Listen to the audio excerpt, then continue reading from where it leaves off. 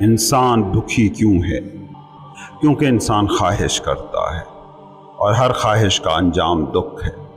کیونکہ خواہش ایک ایسا بے پیندہ برتن ہے جس میں کچھ بھی بھرتے رہو وہ کبھی نہیں بھرتا۔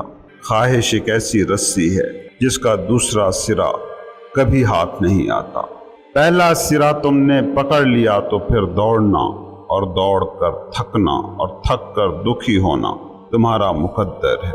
خواہش کی رسی کا آخری سرا کبھی ہاتھ نہیں آتا۔ فرض کیا کہ تم دولت کے پیچھے بھاگے۔ مجھے بتاؤ کہ کتنی دولت جمع ہو جائے تو انسان رک جائے گا؟ شہرت کی خواہش کا آخری سرا کیا ہے؟ طاقت کی ہوس کس پوائنٹ پر مٹ سکتی ہے؟ چلیں چھوڑیں علم، عبادتیں، نیکیاں، سخاوتیں، اس کی خواہش میں بھی الجھ گئے تو کون سا پوائنٹ ہوگا جہاں تم اس خواہش سے آزاد ہو سکو گے؟ خواہش تمہاری دوڑ ہے تو پھر دوڑنا تمہاری مجبوری ہے، اور یہی جبر تمہارا دکھ ہے۔ دکھ کو مت سمجھنے کی کوشش کرو، خواہش کو سمجھو۔ یہی بنیاد ہے دکھ کی۔ تمہاری زندگی کا ہر دکھ اٹھا کے دیکھنا کسی خواہش سے جڑا ہوگا۔ خواہش کو سمجھو۔ اس میں پہلی بات تو یہ ضرور ہوگی کہ خواہش کبھی ویسی پوری نہیں ہو سکتی جیسی چاہی گئی ہو۔ اس کی وجہ یہ ہے کہ خواہش کا پودا اگتا ہی احساس سے قلت، شدید تشنگی کی زمین میں ہے۔ اس کا جنم ہی کمی کے احساس سے ہوتا ہے، ورنہ بندہ خواہش کرتا ہی کیوں؟ 5 روپے کمانے والا 5 روپے کی خواہش کبھی نہیں کرتا، وہ 10 کو خواہش بنا سکتا ہے۔ مطلب 5 کم ہیں، یہ تشنگی 10 کو خواہش میں ڈال رہی ہے۔ یہ تشنگی ساتھ لے کر تم 10 تک بھی پہنچ جاؤ تو تشنگی کے ساتھ جو اتنا لمبا عرصہ تم نے جیا ہے وہ عادتوں میں بدل جاتا ہے۔ 10 کی خواہش حقیقت بنتے بنتے اپنا چارم کھو چکی ہوتی ہے۔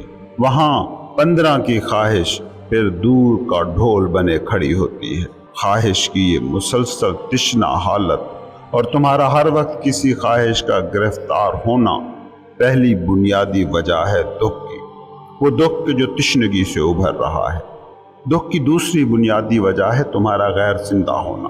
تم زندہ ہونے کا لیبل رکھتے ہو، مگر وہ زندگی جو ایک درخت، ایک پھول، ایک نومولود بچہ فیل کرتا ہے، اس فیلنگ سے تم محروم ہو۔ اب تہمت تو ہے زندگی کی اور ہو تم مردہ۔ یہ غیر زندہ زندگی ہے دکھ کی بڑی وجہ، اور اس بڑی وجہ کی وجہ بھی ہے خواہش۔ خواہش ہمیشہ غیر زندہ ہوتی ہے، کیونکہ خواہش ہمیشہ اس پوائنٹ سے آگے ہوگی جہاں تم بطور زندگی موجود ہو۔ خواہش اس جگہ کا نام ہے جہاں تم ہو نہیں، مگر جہاں تم ہونا چاہتے ہو۔ 5 روپے انکم اس وقت ہے، تم 10 روپے میں پھنسے ہو۔ وہ 10 جو مستقبل میں ہوں گے، اور مستقبل غیر زندہ ہے۔ زندہ پل صرف یہ ہے۔ خواہش کی نیچر یہی ہے کہ یہ ہمیشہ تمہیں تم سے آگے دیکھنے پر مجبور رکھتی ہے۔ اس لیے خواہش ہمیشہ بے چین رکھتی ہے، اور بے چینی ایک ایسی زہریلی چیز ہے جو زندگی کے سارے تجربے کو اندوہناک اور ناکام کر دیتی ہے۔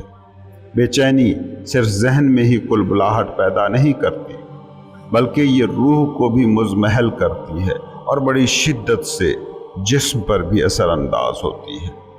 اس بات کو سمجھو، جسے تم انسانی وجود کہتے ہو یہ 3 چیزوں کا آمیزہ ہے۔ اس میں سے ایک عنصر تو ہے بیک گراؤنڈ، جو اس کا زیادہ زندہ حصہ ہے، جو اس کا زیادہ اکثریتی حصہ ہے۔ دوسرا ہے فور گراؤنڈ۔ یہ سامنے دیکھیں تو 2 چیزوں سے انسانی وجود تخلیق پاتا نظر آتا ہے۔ ایک ہے زندہ جسم یعنی بیالوجی، اور دوسرا ہے کیمیکل پروسیس، یعنی بنیادی طور پر انسان ایک بائیو کیمیکل سٹرکچر ہے۔ تمہارے جسم کا ایک حصہ ہے عضویاتی اور دوسرا حصہ ہے کیمیائی۔ جسم میں گلینڈز ہیں جو تھاٹ سے ایکٹیویٹ ہوتے ہیں اور ہارمونز خارج کرتے ہیں، جیسے پسندیدہ کھانا سوچتے ہی منہ میں پانی آ جانا، یا جنسی خیال کے پیدا ہوتے ہی جسم کے مختلف حصوں میں سرگرمی کا شروع ہو جانا۔ ان ہارمونز کا مقصد جسم کو اس کام کے لیے تیار کرنا ہوتا ہے جو اس وقت درپیش ہو۔ لیکن جسم کا ایک مسئلہ ہے، وہ یہ کہ وہ یہ فرق نہیں کر پاتا کہ یہ کام بس سوچا جا رہا ہے یا اسے کیا بھی جانا ہے۔ اس لیے چاہے آپ کسی کام کو کریں یا سوچیں، دونوں صورتوں میں گلینڈز اور ہارمونز ایک ہی طرح سے کام کرتے ہیں۔ ہارمونز کا ایک اور کام جسم کے اندر کے ایکو سسٹم کو مینٹین رکھنا ہوتا ہے۔ جیسے آپ غصہ کرتے ہیں تو سانس کا تیز ہونا، پسینہ بہنا، شدید غصے میں ہاتھ پاؤں کا کانپنا، ہارٹ بیٹ کا تیز ہو جانا، یہ جسم تیاری کر رہا ہے اس ویو سے نمٹنے کی جو غصے کی شکل میں پیدا ہوئی ہے۔ کیونکہ اگر یہ نہ ہو تو جسم کے اندر کا ایکو سسٹم امبیلنس، غیر متوازن ہو جاتا ہے، جس کا نقصان ہوتا ہے۔ یوں سمجھیں کہ ہارمونل ایکٹیویٹی ایک کیمیکل ایکٹیویٹی ہے جو زندہ جسم یعنی بیالوجی کے ساتھ مل کر انسانی زندگی کو ممکن بناتی ہے۔ اب انسان کو غور سے دیکھیں، یہ جسم کے بارے میں تو کچھ نہ کچھ جانتا ہی ہے، بیالوجی کے حوالے سے کچھ احتیاطیں بھی کر لیتا ہے، کھانے پینے کا خیال رکھتا ہے، غیر ضروری چیزیں نہیں کھاتا، نقصان دہ چیزیں نہیں کھاتا، زخمی ہونے سے بچتا ہے، پوری کوشش کرتا ہے کہ جسم صحت مند رہے۔ مگر صرف بیالوجی کو جاننے سے انسان صحت مند نہیں رہ سکتا، اس کے لیے ضروری ہے کہ دوسرے اہم کمپوننٹ کو بھی سمجھا جائے، جو ہے آپ کی کیمسٹری۔ یہ جو کیمسٹری کا حصہ ہماری زندگی کے تجربے میں شامل ہے، اس کے بارے میں انسان بہت کم جانتا ہے، اور یہی وجہ ہے کہ علاج معالجے کے طریقوں میں انقلابی تبدیلیاں آنے کے باوجود انسانی صحت کے مسئلے بڑھتے جا رہے ہیں۔ یہ جو انسانی وجود کا دوسرا حصہ ہے، اس کے حوالے سے انفارمیشنز کم ہونے کی وجہ سے انسان اس طرف توجہ کم ہی دیتا ہے۔ اس لیے وہ کیا کھا رہا ہے یہ تو دیکھتا ہے، مگر کیا سوچ رہا ہے اس پر نہیں سوچتا۔ انسان کو دیکھیں تو صاف لگتا ہے کہ اس کا مائنڈ اس کے بس میں نہیں ہے، اور یہ مائنڈ آلموسٹ آٹونومس، خود مختار ٹول کے طور پر کام کر رہا ہے۔ تمہارے گھر میں کوئی کچرا ڈال جائے تو کاٹ کھانے کو دوڑتے ہو، جسم کو کوئی زخمی کرنے کی کوشش کرے تو لڑ پڑتے ہو، مگر ذہن میں کوئی بھی آ کر کوڑا کرکٹ ڈال رہا ہے، تمہیں فرق ہی نہیں پڑ رہا، بلکہ اکثر تو خود ہی جا کر کوڑا کرکٹ تم دماغ میں بھرتے ہو۔ ٹی وی کے سامنے بیٹھ کر تم ذہن میں کیا بھرتے ہوگے؟ سوشل میڈیا ایپس پر فنگر رولنگ کرتے کرتے کتنے تھاٹس کا گند دماغ میں بھرتا ہے، یہ آج کی نسل بخوبی جانتی ہے۔ تم جسم کو تقدس دینے پر تو تیار ہو، مگر اس جسم کے میکینزم کو چلانے والے اہم ترین حصے کو نظر انداز کر دیتے ہو۔ یاد رکھنا، تمہارا ہر ایکشن ذہن سے شروع ہوتا ہے اور جسم پر ختم ہوتا ہے۔ تمہارا ہر تھاٹ تمہارے جسم میں ہارمونل ایکٹیویٹی کو جگاتا ہے۔ اب اس کی ایک تو پازیٹیو اور ضروری سائیڈ ہے کہ بطور بائیو کیمیکل سٹرکچر تمہارے کام کرنے کا طریقہ یہی ہے۔ فرض کرو تم نے دوڑنا ہے تو دوڑتے وقت جسم کو بیلنس رکھنے کے لیے ہارٹ بیٹ تیز ہو جاتی ہے، پسینہ خارج کرنے والے گلینڈ ایکٹیو ہو جاتے ہیں تاکہ جسم کا ٹیمپریچر متوازن رہے اور مشین زیادہ گرم نہ ہو، پیاس تخلیق ہوتی ہے تاکہ فلوئڈز کی کمی پوری ہو سکے۔ یہ تو نارمل فنکشن ہے، لیکن تب کیا ہو جب جسم کو دماغ کی طرف سے تھاٹس کی شکل میں دوڑنے کے سگنلز تو ملیں، مگر جسم ایکچولی میں نہ دوڑ رہا ہو؟ اس وقت یہ ہوگا کہ کیونکہ جسم نہیں جانتا کہ دوڑنے کا سوچا جا رہا ہے یا دوڑا بھی جا رہا ہے، اس لیے ہارمونل ایکٹیویٹی شروع ہو جاتی ہے۔ لیکن یہ ہارمونل ایکٹیویٹی جن عضلات کی مدد کے لیے شروع ہوئی، وہ عضلات حرکت میں ہی نہ آئے تو یہ ہارمون سسٹم میں تو خارج ہو جاتے ہیں مگر کام کوئی نہیں کرتے۔ یہ ہے ہمارے جسم کے کام کرنے کا طریقہ، لیکن چونکہ ہم اس بائیو کیمیکل سٹرکچر سے آگاہ نہیں، اس لیے جانے انجانے میں اسی جسم کو زوال کی طرف دھکیلتے رہتے ہیں، جس کی ایک طرف سے ہمیں بہت پرواہ بھی ہے۔ اس کو ایک اور مثال سے سمجھیں۔ جنسی عمل باقی جانداروں کی طرح انسانی زندگی کا بھی لازمی حصہ ہے۔ جنسی عمل کرتے وقت ایک مخصوص ہارمونل ایکٹیویٹی ہوتی ہے جو اس عمل کو تکمیل تک پہنچاتی ہے۔ یہاں تک تو بات نارمل ہے، لیکن اگر آپ جنسی تھاٹس کی قید میں ہیں تو تب فزیکل سرگرمی تو نہیں ہوتی مگر ہارمونل ایکٹیویٹی ہوتی رہتی ہے۔ اسی لیے ماہرین نفسیات کہتے ہیں کہ جنسی عمل کی کثرت انسان کو نقصان دے یا نہ دے، یہ پکی بات ہے کہ جنسی تھاٹس کی کثرت انسان کو ضرور نقصان دیتی ہے۔ اسی طرح پچھتاوے کو لیں۔ آپ ایک جگہ نوکری کرتے ہیں، باس نے آپ کو کسی غلطی پر ڈانٹ دیا۔ جیسے ہی باس نے آپ کو ڈانٹا، آپ کے اندر ہارمونل ایکٹیویٹی ہوئی، غصہ آیا، خون کھولا، ہارٹ بیٹ بڑھی، چہرہ سرخ ہوا، یہ سب کچھ ہو گیا۔ یہ کیفیت تھی جس کو جسم نے آسانی سے ٹیکل کر لیا، اور اس سے آپ کے جسم پر کوئی برا اثر نہیں پڑتا۔ لیکن اگر آپ اس ڈانٹ کو پچھتاوے میں ڈھال لیتے ہیں، بار بار اس کو امیجن کر رہے ہیں، اس کے بارے میں سوچ رہے ہیں، تو جسم یہ فرق نہیں کرتا کہ باس اب سامنے ہے یا نہیں ہے، جسم تھاٹس کو ریئیکشن دے دیتا ہے۔ باس کا ڈانٹنا آپ کے جسم پر کوئی منفی اثر نہیں ڈالتا، مگر بار بار اس واقعے کو دماغ میں جینا آپ کے جسم پر لازماً اثر ڈالتا ہے، اور یقینی بات ہے کہ یہ اثر نیگیٹو ہے۔ اب اگر یہ بائیو کیمیکل سٹرکچر اور جسم اور ذہن کے کام کرنے کا یہ طریقہ سمجھ میں آ گیا ہے، تو اس پس منظر کو سامنے رکھ کر خواہش کی نیچر پر غور کرو۔ خواہش ہمیشہ تم سے آگے ہوتی ہے۔ تمہارا جسم یہاں ہے، خواہش مستقبل میں ہے، یعنی تھنکنگ پروسیس چل رہا ہے۔ اب جسم چونکہ نہیں جانتا کہ یہ تھاٹس بس خیال ہیں، ریئل نہیں ہیں، اس لیے وہ ہارمونل ایکٹیویٹی کو شروع کر دیتا ہے۔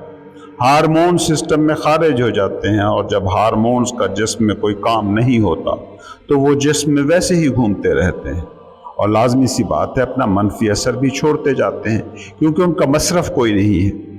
خواہش اب ایک ایسی چیز ہے کہ جو اس پل کی کسی سرگرمی سے جڑی ہی نہیں ہے، اور یہ مستقل آپ کے ساتھ ہے، اس لیے جسم کو ایکسٹرا کام کرنا پڑ رہا ہے۔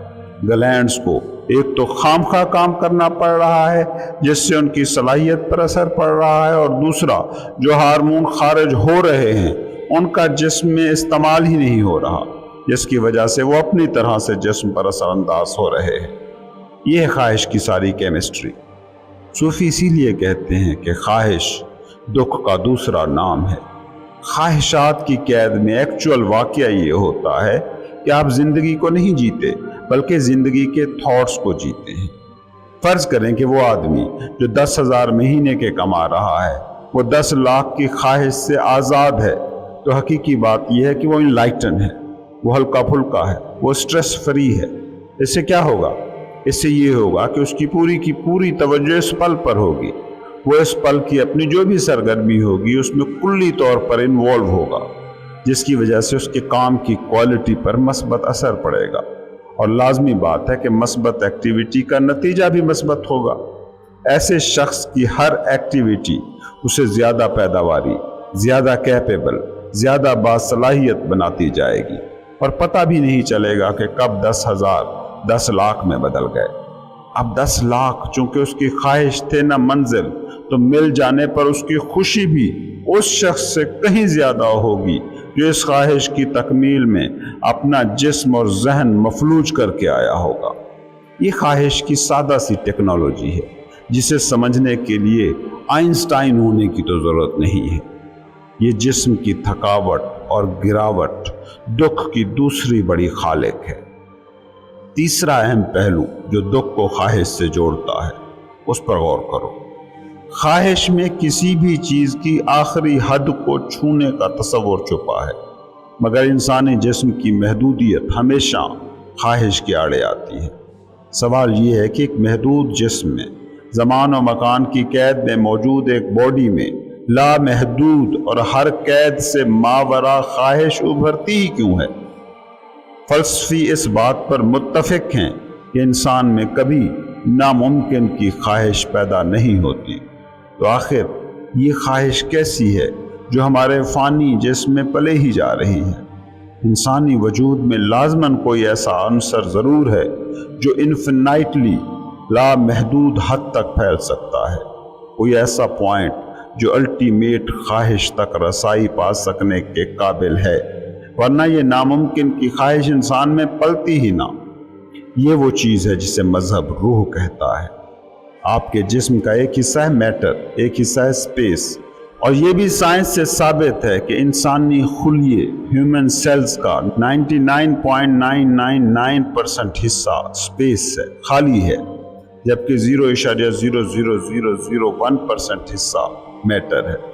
میٹر محدود ہے، اس پر زوال کی قوتیں کام کرتی ہیں، مگر خالی جگہ سپیس غیر محدود ہے، جس پر زوال کی کوئی قوت کبھی کام نہیں کرتی۔ اس لیے انسان میں یہ خواہش تو پیدا ہوتی ہے کہ وہ جس بھی طرف جائے الٹیمیٹ ریئلٹی تک پہنچ جائے، مگر وہ جس میڈیم کے ذریعے سے یہ چاہتا ہے، یعنی باڈی اور مائنڈ، وہ اتنے لیمیٹڈ ہیں کہ ان لیمیٹڈ تک ان کی رسائی ہی نہیں۔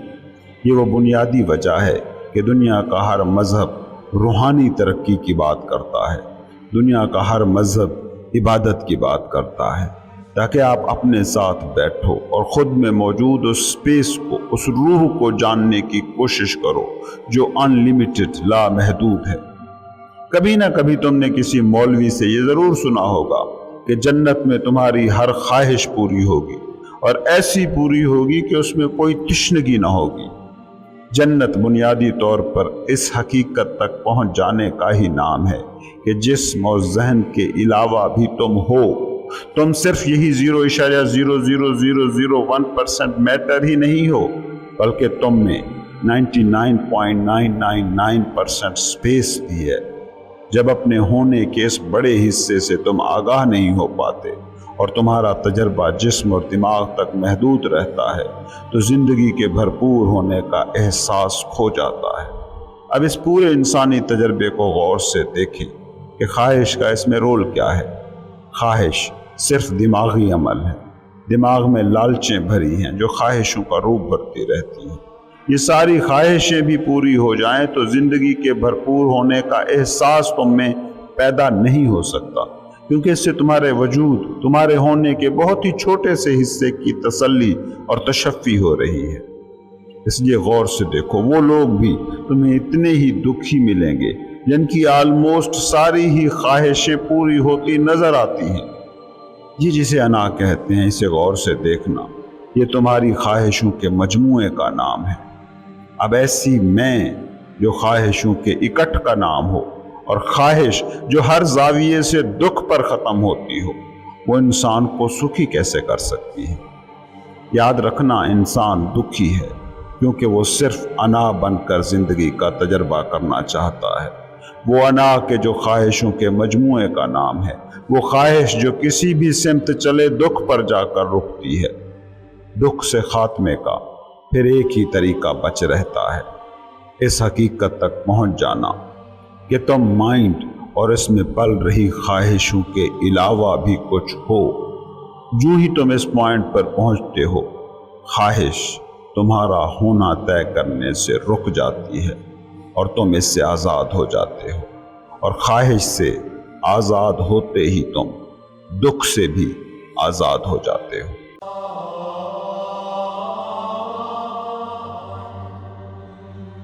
اگر تم دکھ اور سکھ جیسے ناموں سے، لیبلوں سے نہ آشنا ہوتے تو دکھ کے وقت جس تکلیف سے گزرتے ہو، سکھ کے وقت بھی اسی تکلیف ہی سے گزرتے۔ سکھ اور دکھ کی نیچر کو سمجھو۔ تم دکھ میں بھی ایک ایب نارمل حالت میں ہوتے ہو، اور سکھ میں بھی جو حالت ہوتی ہے وہ ایب نارمل ہوتی ہے۔ بس سکھ کو سکھ کا نام دے کر تم اس ایب نارمل کیفیت سے نفرت نہیں کرتے۔ اس کو ایک مثال سے سمجھنے کی کوشش کرو۔ جھیل کی نارمل کیفیت وہ ہوتی ہے کہ جس وقت اس میں کوئی لہر نہیں اٹھ رہی ہو، جوار ہو یا بھاٹا، یہ جھیل کی ایب نارمل حالت ہے۔ جب جھیل پر بیرونی اثر، چاند کی روشنی کام کر رہی ہو، جھیل کی حقیقی حالت ہے سٹلنس، جس میں نہ ابھار ہوتا ہے نہ نشیب، لہروں سے آزاد حالت، وہ حالت کہ جب جھیل آئینہ بن جاتی ہے۔ انسانی زندگی بالکل ویسی ہے۔ جب بیرونی حالات کے زیر اثر دماغ میں تھاٹس کی لہریں ابھر رہی ہوتی ہیں، جو تھاٹس کی نیچر کی وجہ سے خوشی یا غم بن رہی ہوتی ہے، اسی وقت تمہاری ہستی کی جھیل سٹل نہیں رہتی۔ یہ نہیں ہوتا کہ جس وقت لہریں اٹھ رہی ہوں جھیل غائب ہو جاتی ہے، جھیل ہر وقت موجود ہوتی ہے اور جیسے ہی لہریں تھمتی ہیں جھیل سامنے آ جاتی ہے۔ تمہارے دماغ میں اٹھ رہی لہریں بالکل وہی کام کرتی ہیں۔ دماغ کی جھیل پر خوشی کی لہریں ہوں یا غم کی لہریں، دونوں ہی حالتوں میں آپ انہی لہروں کے ساتھ ایک ہو جاتے ہیں، آئیڈینٹیفائی ہو جاتے ہیں، انہی لہروں کو ہی خود سمجھتے ہیں، اور وہ جو سٹلنس ہے، وہ جو حقیقی جھیل ہے، اس سے رابطہ کٹ جاتا ہے۔ اس بات کو سمجھیے کہ لہریں بھی جھیل ہی کا حصہ ہیں، مگر ایک ایسا حصہ جو ہیں بھی اور نہیں بھی۔ لہر ان اٹ سیلف کوئی چیز نہیں ہو سکتی۔ جھیل کا پانی ہوگا تو لہریں اٹھیں گی، ورنہ تو لہریں اٹھ ہی نہ سکیں گی۔ لیکن اگر آپ ان لہروں کو ہی جھیل قرار دینے لگے تو اس کا مطلب یہ ہے کہ اب آپ ایک ایسے سراب کے ساتھ ڈیل کر رہے ہیں جو ہر چند کہیں کہ ہے نہیں ہے۔ انا کو، انائی دماغ کو غور سے دیکھو، یہ بالکل ایسے ہی کام کرتا ہے۔ یہ جھیل کی لہروں کو ہی خود سمجھتا ہے۔ یہ آپ کی بینگ، آپ کے شعور کو، کانشسنس کو نہیں دیکھتا۔ یہ بس لہروں کے ساتھ ایک ہو کر ان لہروں کو توانا کرتا ہے اور اس سے اپنا وجود ثابت کرتا ہے۔ دیکھتے ہو جب تم اداس ہوتے ہو تو ہر تھاٹ اسی اداسی کو بڑھانے والا ہوتا ہے۔ جب تم خوش ہوتے ہو، آپٹیمسٹ ہوتے ہو، اس وقت ہر تھاٹ آپٹیمسٹک ہوتا ہے۔ تھاٹ کی یہ لہر جسے آپ دکھ کہہ رہے ہیں یا تھاٹ کی وہ لہر جسے آپ خوشی کہہ دیتے ہیں، ان کی نیچر ہمیشہ بے چینی ہوتی ہے۔ کبھی نوٹ کیا کہ دکھ میں جیسے آنسو نکل آتے ہیں، ویسے ہی ایکسٹریم خوشی میں بھی آنکھ سے آنسو بہہ اٹھتے ہیں۔ اس بات کو سمجھو کہ خوشی کا بھی اپنا ایک درد ہوتا ہے، سکھ کا بھی اپنا ایک کانٹا ہوتا ہے۔ تم اس کے ساتھ زیادہ دیر نہیں رہ سکتے۔ یہی تو ہوتا ہے ریلیشن شپس کے ابتدائی دنوں میں اور بعد کے سالوں میں۔ وہی دو لوگ ہوتے ہیں جو ایک دوسرے کے ساتھ جنت میں ہونا محسوس کر رہے ہوتے ہیں، اور پھر وہی لوگ ایک دوسرے کا منہ تک دیکھنے کے روادار نہیں رہتے۔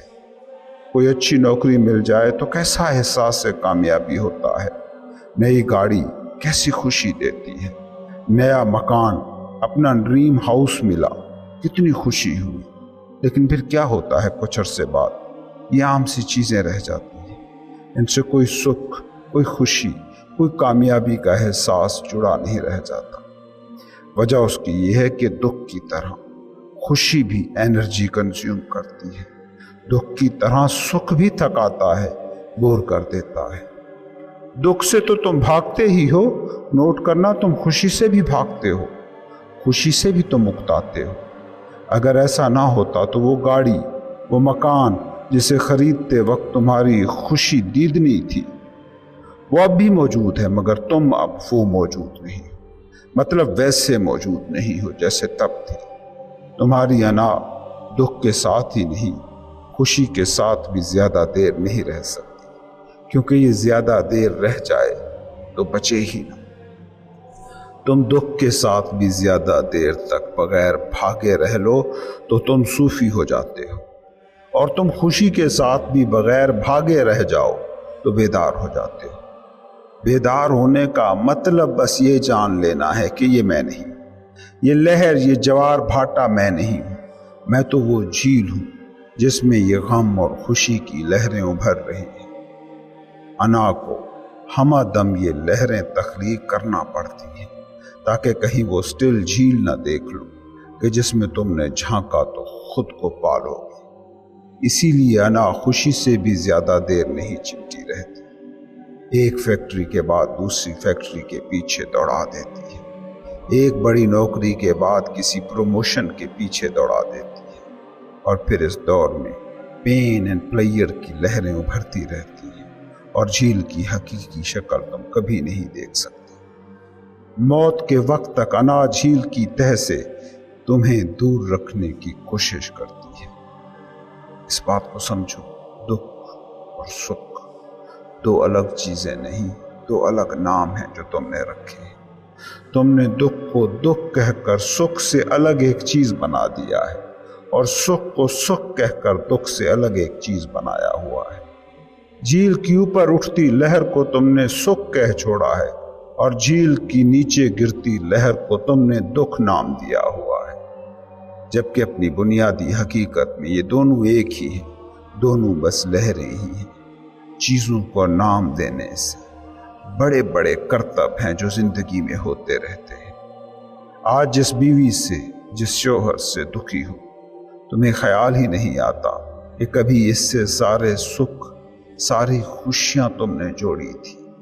आज जिस नौकरी का बोझ तुम्हें थका रहा है, याद है इसी नौकरी के मिलने पर तुमने मिठाइयाँ बांटी थी। असल में ये समझो, जब तुम लफ्ज़ दुख कहते हो, इसमें सुख के समोने की गुंजाइश नहीं होती। जब तुम लफ्ज़ सुख कहते हो, इसमें दुख को एडजस्ट करने की गुंजाइश नहीं होती। हालांकि अपने किसी भी सुख को उठा कर देखो, वो किसी दुख से ही फूटा होगा, और अपनी किसी भी खुशी को पकड़ लो, वो किसी गम से ही फूटी होगी। किसी गम को उठा कर देखोगे, वो किसी खुशी का ही हतमी नतीजा होगा। अपने दुख उठा कर देखना, वो किसी सुख के बातिन से ही फूटे होंगे। लेकिन ये जो पेन एंड प्लेयर की एकता है, जो वननेस है, वो माइंड नहीं समझ सकता। माइंड तकसीम करेगा, फिर ही चीज़ों और मामलात के साथ वो डील कर पाएगा।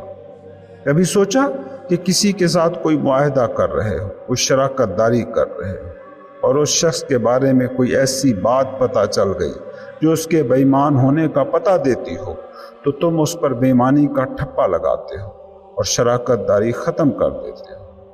तुम्हारे दिमाग में सलाहियत ही नहीं कि वो किसी को बेईमान भी करार दे और उसमें ईमानदारी के इम्कान को भी तस्लीम कर सके, सराह सके। तुम उस शख्स के हज़ारों भी ईमानदारी के किस्से सुन चुके होगे, देख चुके होगे, तभी तो उसे पार्टनर बना रहे थे। लेकिन क्या हुआ? एक किस्सा, एक वाकया, और सब कुछ धरा रह गया। ये तकसीम ही दिमाग की दुनिया है। सूफी कहता है, सुख है या दुख, दोनों से मत चिपको। दोनों अनरियल है, दोनों झील की सतह पर उठ रही लहरें हैं। थोड़ा सा इंतजार करो, लहरें थम जाएंगी, झील स्टिल हो जाएगी, और ये दुख और सुख नाम की चीजें कहीं नजर भी ना आएंगी। कभी अपनी जिंदगी के उन दुखों और उन सुखों को याद तो करो जिनसे माजी में तुम्हारा वास्ता पड़ा था। उन पर तुम्हारी जिंदगी तब मुनहसर थी, मगर अब वो कहाँ हैं? कहीं भी तो नहीं। लेकिन तुम हो। ये और बात कि कुछ और किस्म के दुख और सुख पकड़ कर बैठे।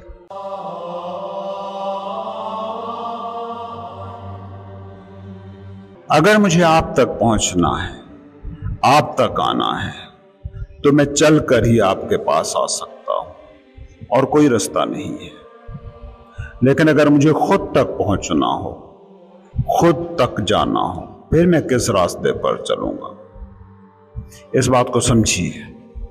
अक्सर लोग पूछते हैं, क्या करें हम खुद तक पहुंचने के लिए? कौन सा अमल करें? क्या मेडिटेशंस करें? असल में हमारी अनाई दुनिया का यही ढंग है कि वहां कुछ भी कुछ करने से जुड़ा होता है।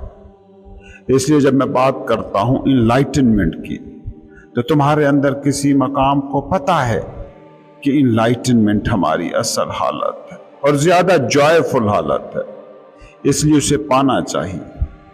जैसे ही इनलाइटनमेंट की ख्वाहिश बनती है, तो दिमाग का खेल शुरू हो जाता है, और दिमाग इसको पाने के लिए कुछ करने के मंसूबे तख्लीक करना शुरू करता है। क्योंकि दिमाग जानता ही इसी एक तरीके को है कि कुछ करके ही कुछ हुआ जा सकता है, कुछ पाया जा सकता है। इसलिए फौरन ये सवाल उठ खड़ा होता है कि खुद को पाने या खुदा को पाने या इनलाइटनमेंट के लिए मैं क्या करूं? और क्या करने का मतलब है मूवमेंट। अब आपको चलना होगा, और जब भी आप इसके लिए चलेंगे, हमेशा इस हालत से दूर जाएंगे। किसी और के पास जाना हो, चला जा सकता है। खुद तक पहुंचना हो तो फिर चलना आपको उस मंजिल से दूर ही ले जाएगा, भटकाएगा। याद रखना, जो भी इंसान खुद को ढूंढने के लिए किसी भी रास्ते पर जाएगा, किसी भी सफर को चुनेगा, हमेशा खुद से दूर पहुंचेगा। वो कभी खुद को नहीं पा सकेगा। खुद को पाने का वाकया चलकर नहीं होता, رک کر ہوتا ہے۔ وہ دنیا جسے ہماری انا نہیں جانتی، ہمارا دماغ نہیں جانتا۔ انا کا فیلڈ ہے موومنٹ، جبکہ سیلف کا فیلڈ ہے نو موومنٹ۔ وہاں حرکت کا سکہ چلتا ہے اور یہاں سکوت کا، اور یہی میڈیٹیشن کا، عبادت کا مقصد ہوتا ہے۔ سکوت، سٹلنس، رکنا، ٹھہرنا، قیام کرنا۔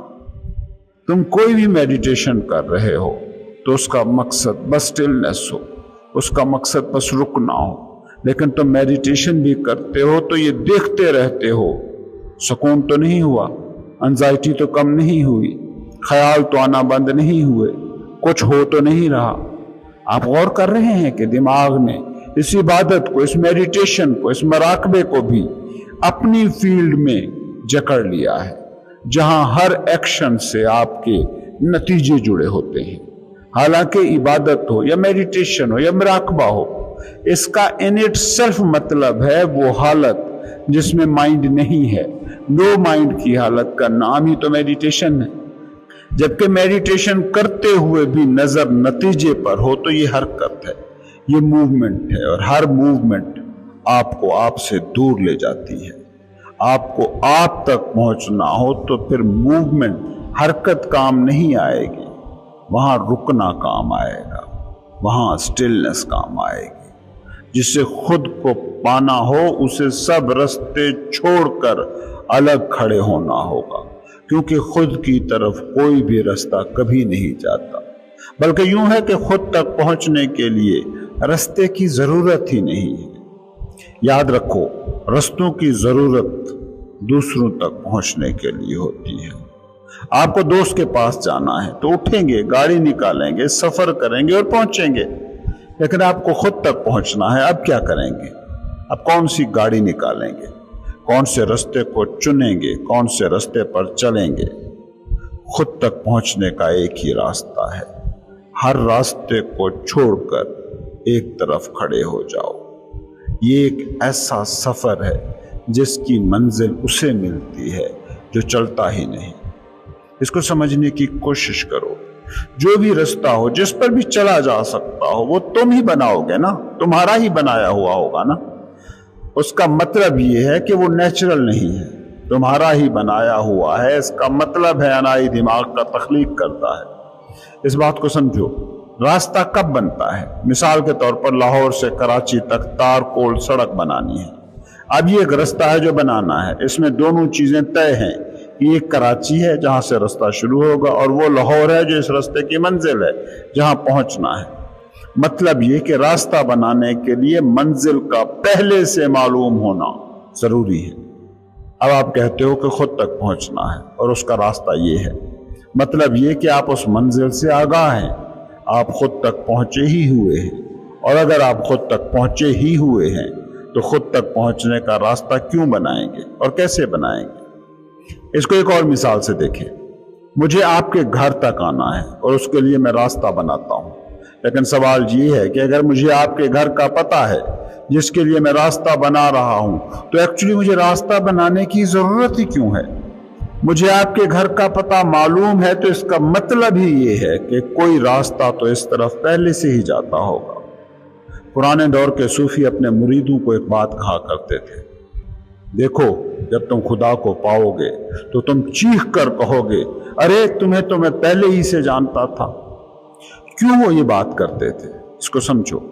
کیونکہ اگر کوئی خدا تک پہنچ گیا ہے اور یہ نہیں کہہ سکتا کہ میں تمہیں پہلے سے ہی پہچانتا ہوں، تو وہ کہے گا کیسے کہ یہ خدا ہے؟ پہلے سے پہچانتے ہوگے تو ہی پہچان سکو گے نا، ادروائز ریکگنیشن از امپاسبل۔ اگر کوئی خدا تک پہنچ جائے اور اسے معلوم ہی نہ ہو اور کھڑا پوچھ رہا ہو کہ آپ کون ہو، تو اس کا کیا مطلب ہوا؟ اگر خدا آئے اور اسے تم پہچان لو تو اس کا مطلب تو یہ ہے کہ کوئی آپ میں پوائنٹ ہے جو اسے جانتا ہے، دوسری صورت میں خدا کو پہچانا ہی کیسے جا سکتا؟ یاد رکھو، ہم جانے کو ہی پہچان سکتے ہیں۔ اس کا مطلب یہ ہے کہ ہر خود جانتا ہے کہ خدا کیا ہے، کہاں ہے۔ اور اگر آپ جانتے ہی ہیں کہ الٹیمیٹ ریئلٹی یہ ہے، خدا یہ ہے، تو پھر راستے کی ضرورت ہی کہاں رہی؟ اس لیے سمجھو کہ جسے حتمی سچ کا پتہ نہیں وہ راستے بناتا ہے، وہ راستوں پر چلتا ہے، اور جسے پتہ ہے اسے راستے کی ضرورت ہی نہیں ہوتی۔ اور آپ اگر کسی کے سجھائے گئے راستے پر چلتے ہیں تو اس کا مطلب کیا ہوا کہ راستہ تو بناتا وہی ہے جو نہیں جانتا، اور جو نہیں جانتا اس کے بنائے ہوئے راستے پر چل کر آپ آخر کہاں پہنچو گے۔ اس لیے سمجھو کہ یہ جتنے بھی مذاہب ہیں، یہ جتنی بھی عبادتیں بتاتے ہیں، ان کا مقصد بس ایک ہوتا ہے، رکنا سیکھو، رک جاؤ، سٹل ہونا سیکھو، دوڑنے سے رکو، خاموش رہنا سیکھو۔ ہر نبی جو عبادات دیتا ہے ان کا مقصد یہی ہوتا ہے، ہر صوفی جو مراقبے سکھاتا ہے ان کا مقصد یہی ہوتا ہے، ہر گرو جو میڈیٹیشن کراتا ہے اس کا مقصد یہی ہوتا ہے۔ وہ راستہ نہیں دیتے، وہ راستوں کو مٹاتے ہیں تاکہ تم میں موجود وہ پوائنٹ بیدار ہو جائے جو جانتا ہے کہ وہ کیا ہے، جو جانتا ہے کہ خدا کیا ہے، جو جانتا ہے کہ حتمی سچ کیا ہے۔ تم کبھی اپنے چلنے پر، اپنی دوڑ دھوپ پر، اپنی جد و جہد کی نیچر پر غور کرنا، اور اپنی ہی کیوں، اس دوڑتی ہوئی پوری دنیا کو دیکھنا، سارے لوگوں کو دیکھنا جو چل رہے ہیں۔ وہ کیوں چل رہے ہیں؟ کیونکہ یہ سارے بیمار ہیں۔ یاد رکھنا، بیمار ہی چلتا ہے۔ ایک شخص ہے جو دن رات دوڑ دھوپ کرتا ہے، نوکری دفتر دکان کی طرف دوڑتا ہے۔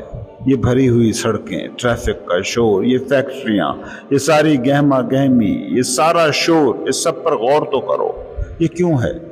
فرض کرو تمہاری ساری معاشی ضرورتیں پوری ہو جائیں، تمہارے بینک میں اتنے پیسے ہوں جو تمہاری خواہش سے 100 گنا زیادہ ہوں، صحت پرفیکٹ ہو، کسی بال تک میں کوئی درد نہ ہو، کوئی بھی روحانی، ذہنی، جسمانی، سیاسی، معاشی مسئلہ نہ ہو، بتاؤ کیا تم دوڑو گے؟ کیا تم پھر بھی یہ ریٹ ریس دوڑو گے جو دوڑ رہے ہو؟ اس کا مطلب یہ ہوا کہ دوڑتا ہی وہ ہے، کوشش ہی وہ کرتا ہے جو بیمار ہے۔